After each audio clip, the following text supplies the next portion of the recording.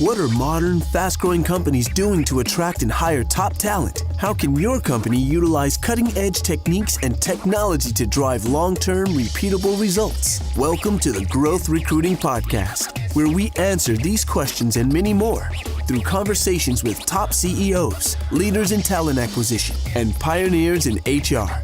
Here's your host, Josh Tolan. Today, I am joined by Mike Leggett, a senior technical recruiter at Outreach.io, a sales automation platform that empowers sales teams with intelligent marketing tools to engage customers and close more business. Mike is an engineer turned tech recruiter and extremely passionate about engaging and discovering dynamic and talented individuals that will help shape the future of Outreach. Mike, thanks for coming on the podcast today. Thanks for having me today, Josh. Yeah, for sure. Well, I'm definitely excited to have this conversation with you. Here at Spark Hire, we are a customer of Outreach.io. We've used you guys for a few years, so it's cool to get to talk to somebody that's behind the scenes on the talent acquisition front, so recruiting probably a lot of the people that we're interacting with. Absolutely. And it's great to hear that you're a customer.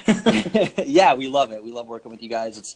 You guys are a great company and just great people to work with. So I guess, first place to start is if you could just give the audience an introduction to yourself, your current role in the company that you're at. Yeah, so like Josh said, I'm Michael Leggett. I'm a senior tech recruiter here. I was the first technical recruiter hired after our Series B funding, and I've been at Outreach for about a little over a year and a half. Awesome. And I know from my research before the podcast, it looks like you were an engineer before you got into recruiting. So what type of engineer were you? Yeah, I was a civil engineer. I was practicing building highways and roads in Florida, and since transitioned to tech recruiting. So what caused that transition? How did you get into recruiting? Yeah, I get that question a lot. Honestly, I enjoyed my experience in civil engineering, but I just didn't feel like it was my calling. And so I took a risk and wanted to kind of see what was out there, and actually moved out to Seattle. And in doing so, I was talking to a lot of people, and I was approached by one of my alumni. And said, hey, I think you'd be really good at recruiting. And at the time I was like, well, I still spent a lot of time in engineering, but I was open, kept my open ears, and I was really intrigued by it. And so I tried it out and been doing it ever since for the last about 6-7 years. So nice. Yeah. So the rest is history. The rest is history. Yeah. Cool. So if I were a candidate and I was applying or I was interested in Outreach, how would you explain to me what you guys do? Yeah, I think it's interesting because we have what you mentioned kind of as our platform. The way I look at it is the vision of the company is around success. We want to help people be more successful, and particularly around engagement. Engagement being a human element. We focus on sales. We want to make them more efficient by automating a lot of their tasks and workflows, and really understanding what their day-to-day looks like. And so we have a lot of integrations between calendaring and email and research. And the intent here is that nobody falls through the cracks. We create great messaging, you create a great path, and because everybody works differently, this platform allows them to work within their distinct workflows. Nice. And I should mention, we actually, what's interesting about Outreach, we focus on sales, but we have a lot of folks here internally that dog food our product outside of sales. Recruiting being one of them. And so it's kind of nice to actually work with the platform outside of just our main focus, because it has really helped create a better candidate experience when I'm engaging folks as well. Definitely. And I can, for sure reiterate a lot of those points. I mean, I know for us internally, as we were using your guys' product, like obviously the automation is great, but I think what it really, really helped us with was put together these repeatable frameworks. And so when we onboard like new sales representatives, it's really easy for them to like plug into the systems and processes that we already run. And to your point, it just leads to a whole lot more success a lot quicker. So like the ramp time is a lot faster. So it's helped us quite a bit. I've definitely, recommended it, like you said, to some recruiting companies as well, because I feel like there's a lot of things that cross over between sales and recruiting. So I could definitely see how you guys are using it probably internally for recruiting as well. And we've expanded our use to marketing and to customer success. So just a great product overall. Yeah, and I don't know if you knew this. The interesting thing about that, the genesis of what we came to be was centered around a Techstars incubator. It was called Group Talent, and so the genesis of it came from recruiting. And actually, I used it in recruiting at another company that I worked with, And so that's when I found out they were hiring, it was a no-brainer. I was like, yeah, no, I really believe in the platform, and I want to be a steward for that. So it actually started recruiting, and we kind of pivoted more for focusing on sales. But once again, I think you're right. You hit the nail on the head. If you're working and engaging an audience, it's a great platform all around customer success, sales, marketing, recruiting, what have you. Yeah, definitely. And I know a lot of others are obviously seeing great results with you guys too, which is leading to a lot of growth over at Outreach. So how many employees are you guys up to now? Yeah, we're a little over 250. I don't know the exact number, but I probably should. Yeah, we just hit the 250 mark about a month ago. So that's crazy. I remember when we first started working with you guys, I don't even know if you had like 30 or 40 people at that point. Like, it was so early on. Yeah, when I joined after Series B, we were 75 employees, and that was 17 months ago. 19 months ago, which is just crazy to see the growth. It's 2.5 multiple. 2.5 multiple in the last year alone. So that's nuts. That's nuts. Mm-hmm. And so I know you're mentioning Series B. Was that your latest round you guys raised? No, actually, since then we raised Series C. Okay. Right now I don't know the targets for Series D. Like I said, we've been growing so quickly. We've been very fortunate in that regard. So I'm not sure what the timeline looks like for Series D, but right now we're Series C funded. Okay. And what's the total funding up to now? Presently $60 million. Okay. Nice. So that probably puts a lot of pressure on recruiting, huh?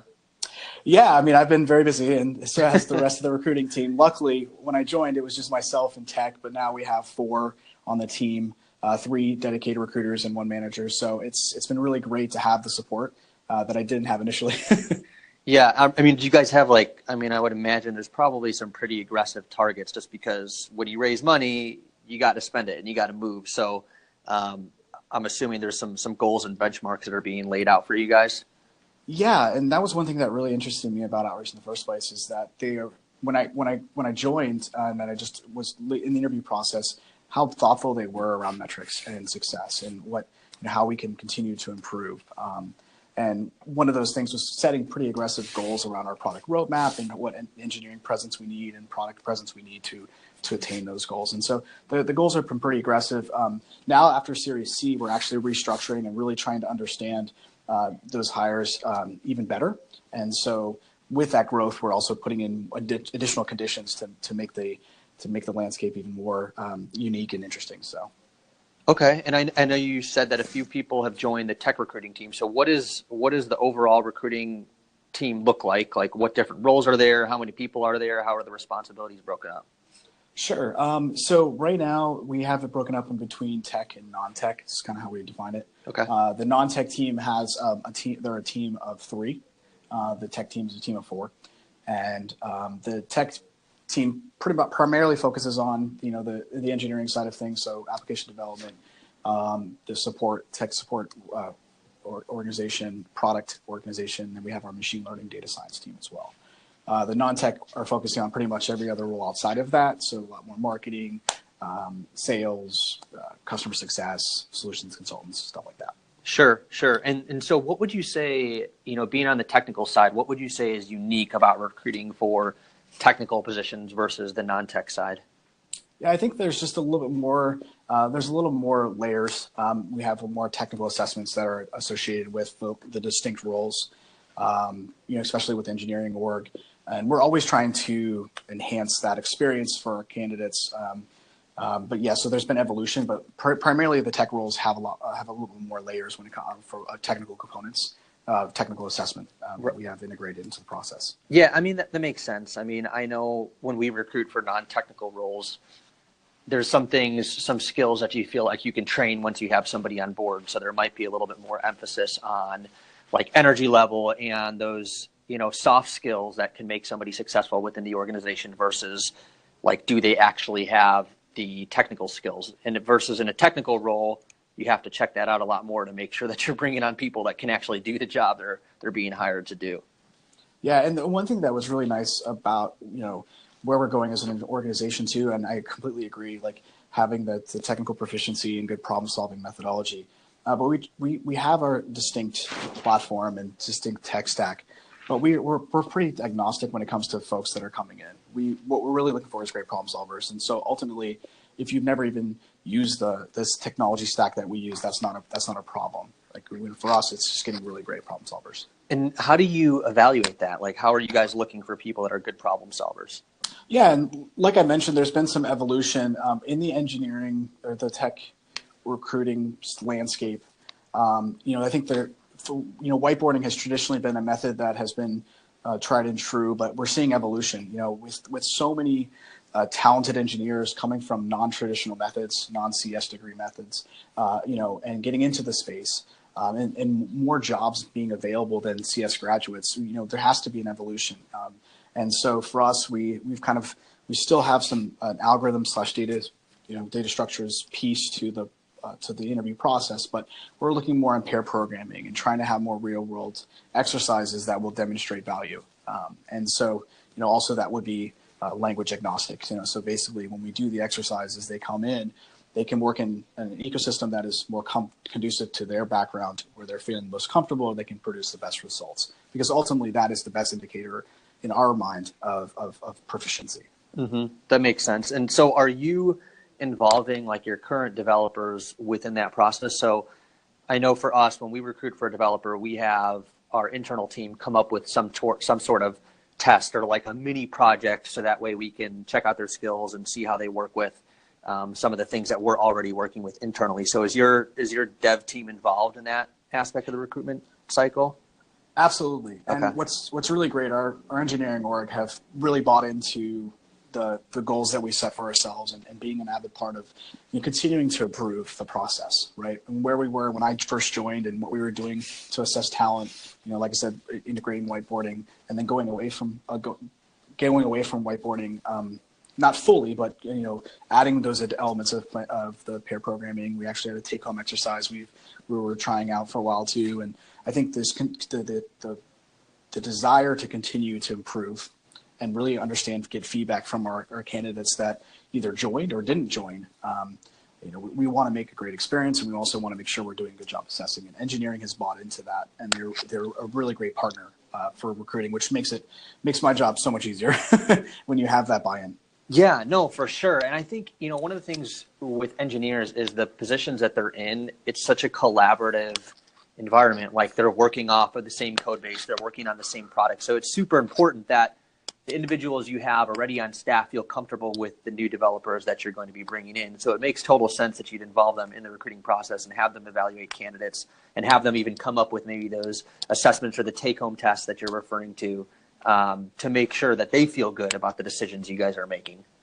Absolutely. I mean, like I said, with the natural evolution of things, the engineering orgs, independent of recruiting, actually meet together for reviewing the different interview steps that we have in place, refining any of the problem sets they use, making sure that the exercises are accurately reflecting success, and we're getting not getting false negatives or false positives.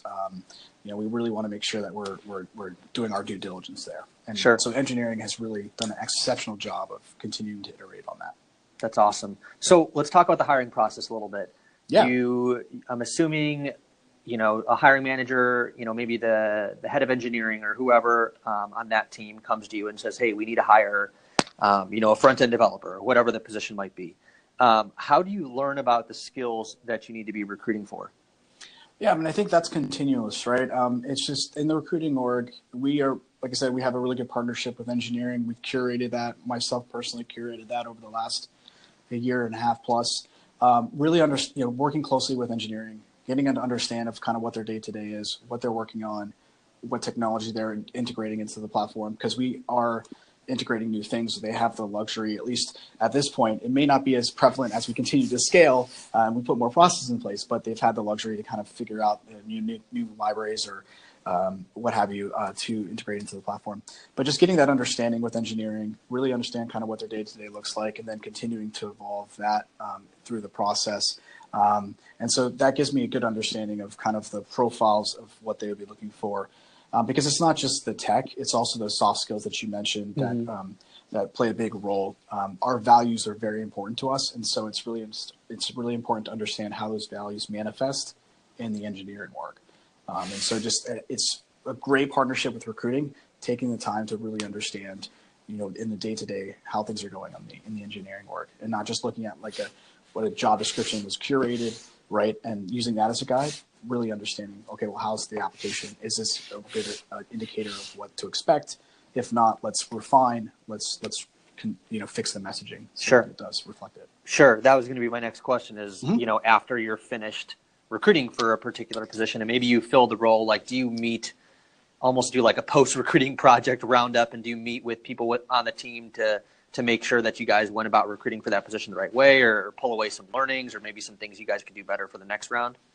Yeah, absolutely. And it starts in the debrief, right? Every candidate, if they're on site and we have a debrief, we'll do a retro. We use that time to kind of see, hey, were there any lessons learned? Was the experience good?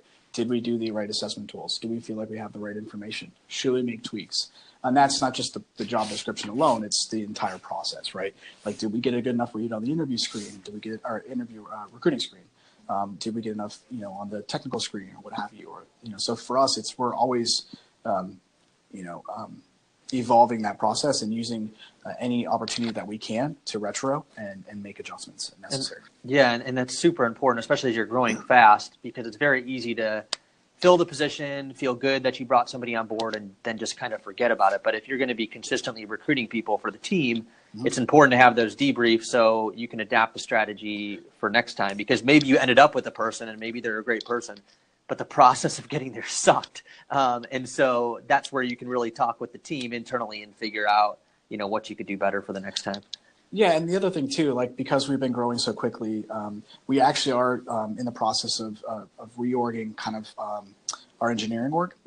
We are going away from what traditionally has been a pod-based structure where the pods will work on many different things. And right now we're actually trying to put some consistency around that. And we're calling for our new engineering org that will help scale us as we become a more mature organization. And so with that, obviously, there's going to be new nuances of the profiles we'll be looking for that, will be more geared towards those respective verticals that wasn't in place before. So I think, being able to retro and get insights on the changes that are coming as well helps recruiting understand the changes of the organization. Because naturally, when you go from a Series A to a Series B to a Series C company and your employee base grows, your company is going to mature, and you need to understand, well, how does that impact all the different lines of business, not just engineering, right? So, definitely, that totally makes sense. So, you've got the information from the team about what you're going to be recruiting for. You know the skills that you're looking for. Where are you guys finding people? Is it mostly inbound? Is it mostly outbound? Is it a combination? Where are you guys finding the most success? So we love analytics here, and I think it actually plays to my engineering strength. At least, love to numbers, and I love data, and I love to try to figure out how we can be more efficient. And so for us, we really like to see where those are coming from, where we're targeting. But I think it changes based on the role. But traditionally, we leverage a lot in referrals. We leverage a lot in your traditional recruiting methods, whether it's, a lot of folks in recruiting use LinkedIn, postings. We also do a lot of events, and so we'll be a liaison for those events as well. But I think there's no magic one solution for that. And I think in recruiting, you can't rest your laurels on one. You always have to evolve and try new things and figure out other sourcing methods that are effective. Sure. Yeah. I mean, it's definitely the combination. It's just like a marketing channel. So it's a combination of all those channels will ultimately lead to a strong pipeline, and you can't just be so dependent on one single source. So you guys are doing events though, right? Yeah, so we have events. We do actually a React meetup coming up that Gordon is our CTO is spearheading. I believe it's actually next week. I should know it off the top of my head, but I do not. We're in the process of planning that, and that'll be in our old building, the Brooks building. I'll try to get some details for you. I'll try to look up in this call. Yeah. Just to, at least so we can share with everyone. Yeah, no, that's interesting. So do you guys lead? Do you run the meetups? Like, is it organized completely by you guys, or? Yeah, so sometimes sometimes it's just run completely by us, but it's not necessarily an outreach specific thing. We don't like to. We like to have a topic, right? And so, like, the React meetups is not going to really. We probably won't even talk about outreach at all. I mean, it's really more just geared towards the technology. Sure. And we've had other events where we had an event where we did a resume workshop, and that was and we had another one where we partnered with Lean In, Seattle, to kind of really tackle diversity, particularly around women in engineering and how we can be a good steward and help with the resume. So we did a resume workshop around that. So it just depends. it's not always going to be technical and maybe not even centered around outreach at all. And we found a lot of value in that, not just doing something that's geared towards, us as outreach.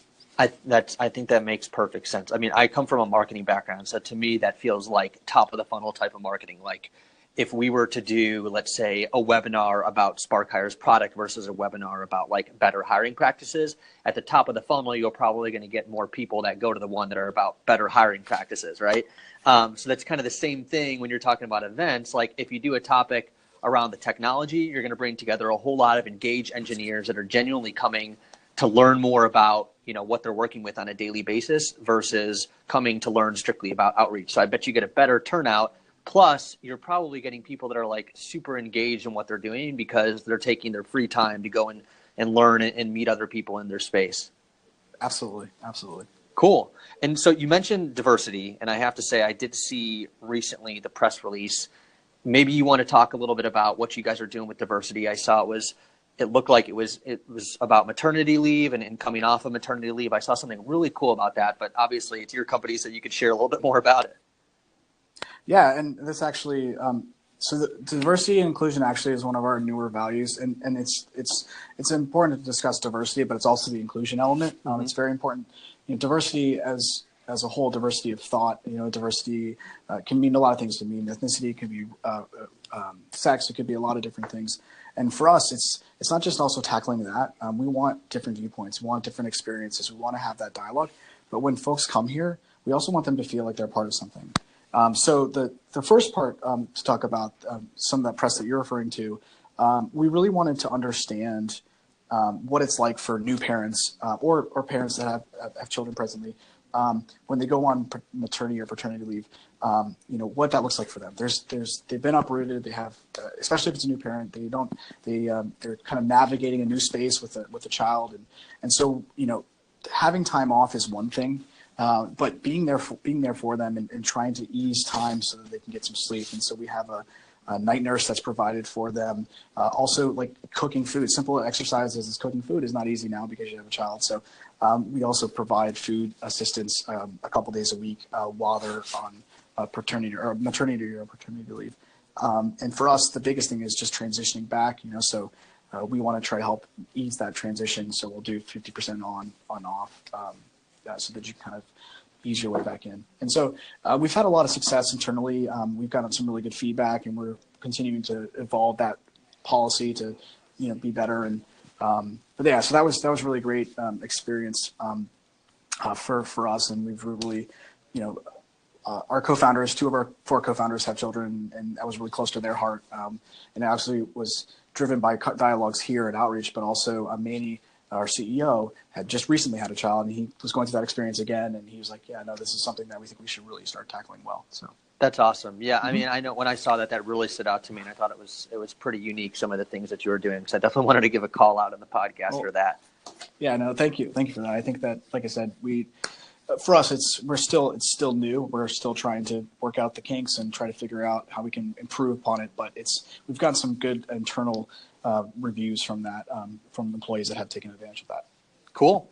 And so it leads me to my next point. So let's talk about competition, right? So things like that make you guys stand out and make you unique. And in Seattle in particular, it's somewhat of a tech hub. I mean, you've got some tech giants out there, Amazon, you've got Microsoft, you've got some really big companies out there that you're competing with for technical talent. So what are some of the things, I know we just talked about some of the diversity and inclusion efforts, but what are some of the things that you guys are doing to stand out, particularly with tech candidates? Yeah, I mean, I think that this landscape here in Seattle is really great. I think there's some excellent companies, the large organizations that are doing some really great things, the likes of Amazon, Microsoft, Google, Facebook, what have you. And then smaller companies like ourselves that are doing some really great things as well. I think what's unique about Outreach, and I think it's really kind of, when I first joined, we didn't have as much name recognition. We're starting to get some recognition regionally, which is really great. I think it really aligns with our values. And so we here at Outreach, we always look from an engineering side perspective, we're always looking for really great tech talent. But our values are very important to us. And so we have 7 values, and what they are honesty, have your back, we want the customer, ownership, diversity, inclusion, and I'm forgetting one. I should know it off the top of my head. Hungry craftspeople. And so, so for us, those values transcend in every day. And there's been evolution, obviously, as we scale. They still have those meetings. But I think what has been really helpful is communicating that and what to expect. So what that means for us is, when you come here, here at Outreach, you have that ownership, you have that visibility. Our leadership is, at least right now, we're seriously, I don't know how sustainable that is as we get to a large organization, but our leadership has been visible. They're a part of our day-to-day. They set the true north. But folks come here because they want that impact. They want that visibility.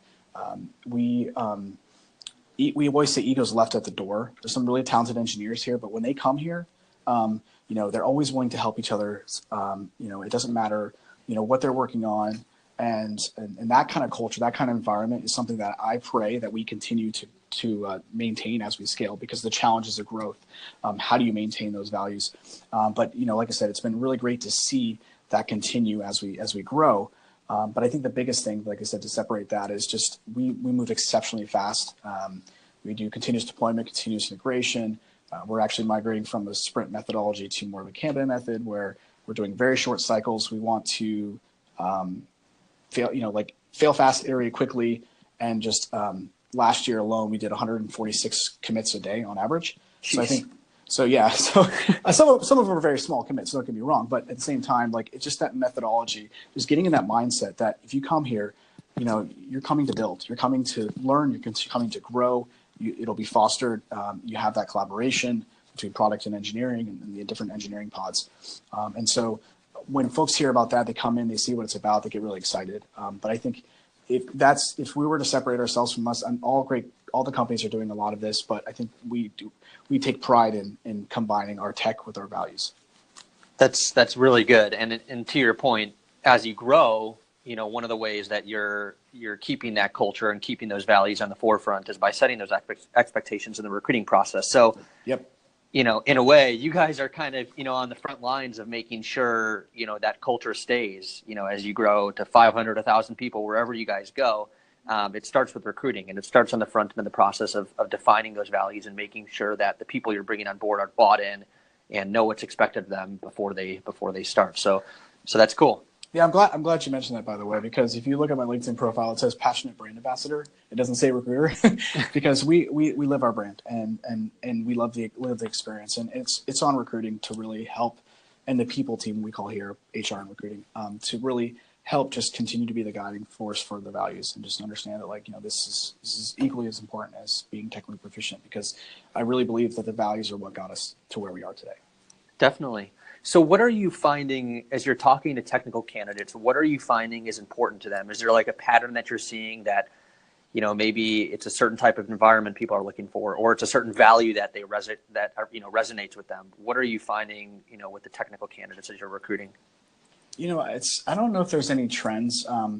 I think because we do cast a wide net, because if when we're looking at profiles, we want great problem solvers, and that can come from anywhere. That comes from large organizations. It can come from the startup space, and it could be from self-taught people that are just kind of are new to the space. So I think one thing that is, what we try to do, at least on the initial conversation, the recruiter calls, is to really understand what their motivations are, what they're looking for, what they've been working on previously, what excites them. A lot of times they're passively looking, and so really it's just kind of getting an understanding of what they've been working on, what the challenges they're facing.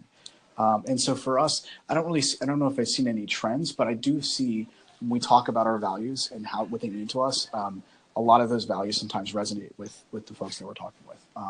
I think the two that probably stand out the most are hungry craftsperson and got your back. So hungry craftsperson, the value is just always wanting to grow, always wanted to build your own craft. Where it manifests in engineering is refactoring, and looking at newer technologies and seeing if it makes sense to bring into our platform. We do, as we've scaled, we've been looking at microservices architecture. And so we have a couple microservices built in Go and Node. And so, that was introduced by our engineering org as well. So, that gets folks excited. And then the other one is got your back. Like I said, just having ego left at the door we're in this together. If we're either going to succeed together or we're going to fail together. And so for us, it's really getting that good understanding. And so when people hear that, engineers get really excited about that as well. I love that one. Got your back. I think especially in engineering, because there are times where, whether you're experiencing downtime or whatever it is, there can be some moments where you're in the war room and you want to make sure that the people you're going to war with, so to say, are, have your back and are people that, no matter what, let's check our egos at the door and we're gonna solve this problem together. And it kind of goes back to your initial point of, looking for problem solvers. So I like how you take it full circle there. Absolutely. So you transitioned from engineering into tech recruiting. So what, if there are people out there that are maybe in talent acquisition right now or aren't in recruiting at all right now, but they want to get into technical recruiting, like what advice do you have for them? If you're looking to make a career change or make a transition? Yeah, I think every experience is different, but my experience, I just kept an open mind. It wasn't just recruiting. I was, seeing what else was out there and just having a lot of conversations with people that are in the industry right now. And you get advice on what their experience has been like. There's many different routes you can go for recruiting. You can go the agency recruiting side where you're working with a lot of different companies. You can be an internal recruiter where or a corporate recruiter, so you're working internally. And so, different ones will speak to different people. So if you're looking to get into the space, my recommendation is to start talking to people that are in the industry already, kind of hear what their day-to-day looks like. And if it resonates with you, then in follow up with conversation to say, well, how can we make this a reality? And those dialogues really go very far, because in recruiting, a lot of it's networking and it's having conversations and meeting people. If you're, I think your second part was if you're already in the space. Yes. Is that correct? Yeah. And you're looking to get into recruiting as a whole, or I don't remember the first part of your question. So Sorry. I'll change the question up a little bit. So now that I think about it a little bit more, I really want to dig into, let's say you're in talent acquisition, right? And you're at a company that maybe doesn't have the luxury of having, a technical recruiting team and a non-technical recruiting team. Gotcha. So maybe you're forced into doing technical recruiting just from a resources standpoint. How can somebody approach that? Like, I can see it being very intimidating. Like, if you have no technical background, nothing about engineering, like, where do you even start? The interesting thing about tech recruiting compared to non-technical recruiting, I don't think there's, the technology piece is actually something that can be taught and you pick it up pretty quickly. I think the soft skills that manifest in a non-technical recruiting position are the same ones that will make you successful as a technical recruiter. I think, so it's less about the technology, because that can be taught. I think it's just maintaining those same values that and the same process and the same foundation that you created as a non-technical recruiter to transition into tech. Because I think there is some misconception that, like, you have to be really good, you have to have an engineering background, or if you have to be very analytical or very technical to be a successful technical recruiter. And I don't espouse to that. I don't think that that's the case. I think that really if you're a good recruiter or good in talent acquisition in different verticals, it can transcend those verticals, and you just have to adapt to the technology or to the knowledge base that is confined to the space that you're looking into. That makes sense. So just applying the skills you've already learned to improve your connections with people, and then just being a brand ambassador for the values of the organization. And if you do that well, you should be able to convert some high-level candidates. Absolutely. And the perfect example is one of our tech recruiters actually was not in tech recruiting prior to joining our company. And he's been able to really adapt pretty effectively in that space. And then another recruiter, just to cite the example of someone that wasn't recruiting before, she was one of our non-technical recruiters. And she did a lot with management, and she just has the natural tendency of those really good soft skills, very good active listener, and is able to transition into a recruiter very effectively. So she's done an exceptional job too. Nice. Cool. Well, that was awesome. I want to jump into a few questions I've got for you. This is one of the things I like to do at the end of the podcast. So sure, of course. 5 favorites. So what is your favorite recruiting accomplishment ever? So my favorite recruiting accomplishment actually comes from a really deep company introspection. It was here at Outreach. When I mentioned the lean in thing that we did, we were tackling diversity, particularly women in tech. We had a product and engineering video that didn't really showcase any women engineers. And because at the time we created the video, we had 0 female engineering talent. And so for us, that's something when I joined, that was one thing that I wanted to tackle more than anything, was really tackle diversity. And so my most proud accomplishment is here at Outreach, making, first 6 successful female engineering hires and manager hire that are making such a huge impact. And that to me is the most rewarding and my most favorite recruiting accomplishment. That's awesome. Just a follow-up question on that. As you're recruiting for diversity, are you finding, I know you mentioned you're using a lot of different channels, but are you finding like a lot more success in one channel versus another? Like if you're trying to increase your talent pool of female engineers, like are you finding more success with events, or is it outbound stuff you're doing on LinkedIn? Or maybe again, it's a combination of all the channels, but maybe there's something that you can give to the audience as a takeaway of something that they should be looking at that they might not be looking at right now. Yeah, I mean, I think there's a lot of different things that you can do to enhance. Sometimes it's as simple as messaging. We realized that when we were doing our job postings, we actually partnered with Textio, a local company here, another really great startup here locally. Definitely check out Textio. And they do a lot with like NLP and really understand language and tone around the messaging. Is if it more overtly masculine or feminine, or is there biases in your job postings? And for us, we wanted to kind of, we actually traded more masculine in our postings, and we wanted to create more of a neutral posting. And we actually did see an uptick in diversity when it comes to sex. We saw an increase in that. And so that's a small example, but I think the biggest thing, if you're really wanting to tackle diversity or whatever that diversity means for you, that metric, you need to make a conscious effort in holding yourself accountable to targeting the avenues that will make it successful. Sure. So tackling female engineering, you need to engage more, female engineers. It's simple as that, really. But really create a dialogue and have, you need to.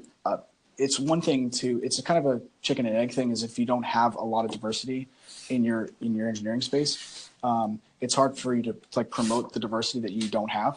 But you have to start somewhere. And so it really starts with like an ambassador that will help drive the efforts forward as a partner. And we have some really, really good female engineering ambassadors here that just are so talented. One in particular, Preetha, she came over from Amazon, and she's an exceptional. She actually manages our orchestration pod, and she's such a strong resource, and it's just been amazing to partner with her. That's awesome. Great advice. What is your favorite technical position to recruit for, if you have one? This is going to sound really cliche because it's very popular right now. I'm partnering with the machine learning or the data science team. Okay. So I'm thoroughly enjoying working with a data scientist on their roles for the machine learning org. Cool. Are you a coffee drinker? I'm actually not. I am a tea drinker. Okay. Favorite type of tea? For me, it's probably the mango Ceylon tea. I like to make it iced, and it's by Republic of Tea. I highly recommend it. Nice. Perfect amount of caffeine, not too much caffeine, but it's really great. Cool. Favorite movie? Favorite movie, anything Guy Ritchie, probably Snatch or Lock, Stock, Two Smoking Barrels, one of those two movies. Cool. And now I know you are a University of Florida guy, so lots of famous alumni, but who is your favorite University of Florida alumnus? So most people will probably say, "Oh, if favorite University of Florida, Tim Tebow." I don't get me wrong. I think there's not a single Gator that doesn't love Tim Tebow. But for me, it's probably Marshall Warren Nuremberg. He's very, very famous within our space. We have a building named after him. He was actually he helped solve the genetic code.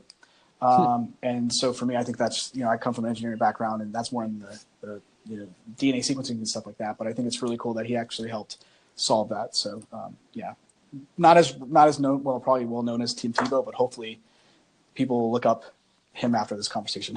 For sure.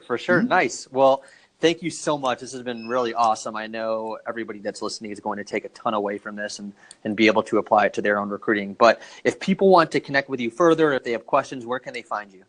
Absolutely. I mean, I'm available on LinkedIn. Just I believe it's Mike Leggett. I don't know if I have Michael Leggett. Probably should check that. But they can also reach out to me at mike.leggett, which is LEGGETT at outreach.io. Awesome. And if people are interested in a career at Outreach, where should they go? Yeah, so there's a couple channels. We have our careers page. I definitely recommend checking that out. and there'll be a number of postings that you can look at from there. We also have, Glassdoor. Check out Glassdoor. We have some good reviews there. Can kind of get an idea of what to expect, and those are, not just from us. So I always like to recommend people checking out Glassdoor to get a better understanding of what people are saying as well. Perfect. Anything else you'd like to add before we sign off? Yeah, I mean, I think in recruiting, or if you're looking for other opportunities, or if you're trying to, potentially transition, always think, keep an open mind, have the dialogue, and feel confident to take the risks. I think there's a lot of reward in risk. It's sometimes it's tough to stomach to take those risks because you're putting yourself out there. And but I've been very fortunate. I have an engineering background, and I'm able to use it in my day to day here. But really try to figure out what your passion is and have those dialogues, talk to people, because, like I said, I've been doing recruiting for the last 7 years, and it's been the most rewarding 7 years of my professional career. So awesome. Well, Mike, thank you so much. This has been amazing, and I appreciate your time. Absolutely, Josh. It was a pleasure talking with you. We hope you found this episode impactful and would like to invite you to discover even more resources on our website at sparkhire.com/resources. Our library of HR and recruiting content, complete with webinars, ebooks, courses, and our popular video series, The Recruiting Reel, will have you ready to take on any recruiting challenge. You can find all this and more at sparkhire.com/resources. Until next time, keep retention high and growth happening.